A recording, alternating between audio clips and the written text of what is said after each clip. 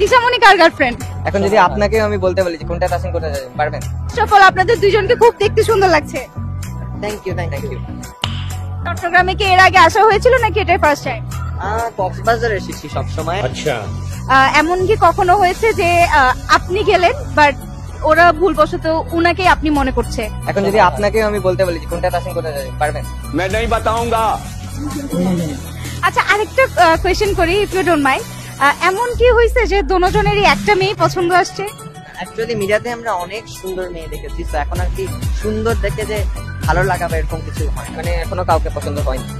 अरे झूठ बोल रहा है, ये झूठ बोल रहा है। আমি চাই আমার আম্মুর মতো হোক মেয়ে, তো ওরকম পাইনি। ওকে, দিশামণি কার গার্লফ্রেন্ড? কারো গার্লফ্রেন্ড, জাস্ট ফ্রেন্ড। মাঝখানে তো শুনে গেছে আপনাদের দুজনের যে কোনো একটাই গার্লফ্রেন্ড ছিল দিশামণি। মাঝে মাঝে অনেকে এটাও জানতো যে সে আমার বোন, আমাদের বোন, বাট না, সে আমাদের বোনও না, জাস্ট ফ্রেন্ড। হ্যাঁ, জাস্ট ফ্রেন্ড।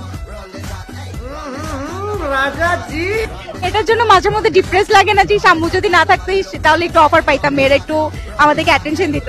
না, এখনো অ্যাকচুয়ালি বয়স হয়নি, তো ওইভাবে চিন্তা নেই। আম্মু যেটা করে ভালোর জন্যই করে। এখন তো 6-7 থেকেই ছেলেমেয়েরা অনেক বেশি অ্যাডাল্ট হয়ে যায়। হ্যাঁ, অনেক বেশি।